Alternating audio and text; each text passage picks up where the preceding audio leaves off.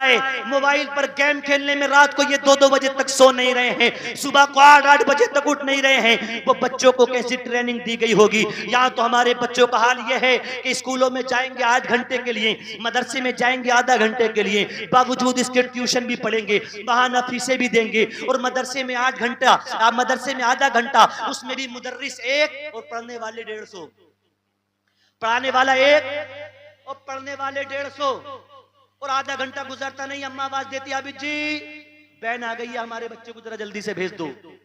और फिर चाहते हमारे बच्चे दीनदार बने।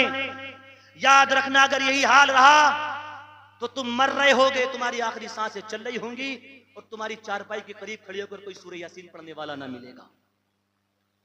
तुम चाहते हो कि तुम्हारा अपना बेटा तुम्हारी नमाज जनाजा पढ़ाए, तुम चाहते हो कि तुम्हारा अपना बच्चा तुम्हारे सराहने खड़े होकर सूरह यासीन पढ़े, तो ज्यादा वक्त अपने बच्चों का मदरसों में दीजिए। ये 8-8 घंटे स्कूलों में भेज दिया, अलग से ट्यूशन भी लगा दिए, और मदरसे में भेजकर तो ये चाहते हो आधे घंटे में हाफिज जी कोई फूंक मार दे और हमारे बच्चे को कुरान का हाफिज बना दे। हाफिज जी भी बेचारा परेशान हो जाता है, 150 को संभाले या पढ़ाए, 150 को घेर के रखे या पढ़ाए। मेरे अजीजों, 5-5 मिनट भी अगर एक बच्चे को देगा, 50 बच्चे अगर है, 50 बच्चों में भी 4 घंटे 10 मिनट चाहिए, और तुम 100-150 भेजकर चाह रहे हो कि बच्चे हाफिज कुरान बन जाएं। आप भी सिस्टम को अच्छा बनाइए, ज्यादा वक्त रस्मी तौर पर बच्चों को मत पढ़ाइए, कह देंगे हमने भेजा तो बहुत था, मैं पढ़ाई ना क्या करूं, इसका नसीब ही ऐसा था, ये बहाने मत बनाइए। आप भी अपना सिस्टम सुधारिए, और मदरसों में पढ़ाने वालों से कहूंगा आप भी अपना सिस्टम बनाइए, घेराघारी मत कीजिए, निजाम बनाइए। मदरसों में भी क्या होता है कि यार 150 है तो 150 का सबक अलग अलग है, कहां तक सुनेगा 150 का, सबका सबक अलग अलग, कोई निजाम ही नहीं है, कोई तरतीब ही नहीं है। मदरसों का निजाम भी अच्छा बनाइए, सबको एक जमात में लाकर खड़ा कीजिए, और कहिए कि 6 महीने एक कायदा पढ़ाऊंगा, 6 महीने के बाद किसी को बुलाकर इम्तिहान कराऊंगा, अगर नहीं हुआ याद तो दोबारा फिर इसी को पढ़ाऊंगा। निजाम होना चाहिए मदरसों के अंदर भी। यहां अम्मा बार बार पूछा अभी जी हमारे अल्लाह का कायदा पूरा ना हुआ क्या?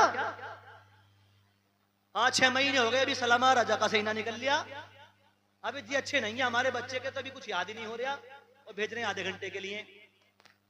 और अगर हबीब जी अच्छे से पढ़ाने लगे, 10-12 दिन एक ही सबक याद तो कर नहीं रहा, चूंकि वो जाकर घर जाएगा तो स्कूल का होमवर्क करेगा, अम्मा धोरे बैठ कर कराएगी, देख स्कूल का काम है कि नहीं, अगर है तो कर, पास बैठ कर कराएगी, कायदा लेकर कभी नहीं बिठाएगी, क्योंकि अम्मा से खुद पढ़ना नहीं आता, अम्मा ने खुद मदरसे का मुंह नहीं देखा, अब्बा कहां से याद कराएंगे, अब्बा के खुद नमाज याद नहीं है।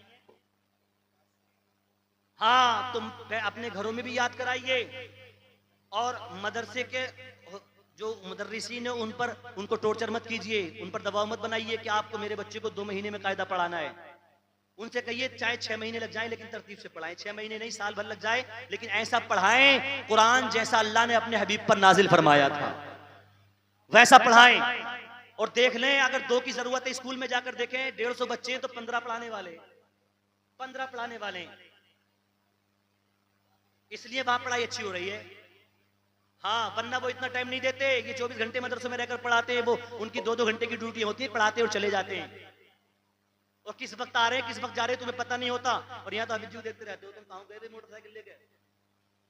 हाँ तो मेरे अजीजों, आप भी निजाम बनाइए, बच्चों का ज्यादा टाइम मदरसे में, और पढ़ाने वालों से, अपने जमात वालों से भी गुजारिश करूंगा आप भी निजाम को थोड़ा अच्छा कीजिए। अगर 150 होंगे और 150 का सबक अलग अलग होगा तो कैसे सुनेंगे आप, हम भी तो पढ़ाते हैं मदरसे में, कैसे सुनेंगे आप। एक जमात बनाइए, अगर 2 दर्जों की जरूरत है तो 2 दर्जे बनाइए, नूरानी कायदे वाला, अगर नूरानी कायदा पढ़ाते हैं आप तो नूरानी कायदे वालों का, मदनी कायदा पढ़ाते हैं तो मदनी कायदे वालों का, यस्सुल कुरान पढ़ाते हैं तो आप यस्सुल कुरान वालों का दर्जा अलग हो, बगदादी कायदे वालों का दर्जा अलग हो, सारे एक साथ हो। वो सुन तो फिर भी नहीं सकते आधे घंटे में आप उनका, लेकिन कहला सकते हो सबको, एक बार में बता सकते हो उनको, समझा सकते हो उनको। बहरहाल बात बहुत लंबी हो गई अजीजों, हजरत मोहम्मद गए।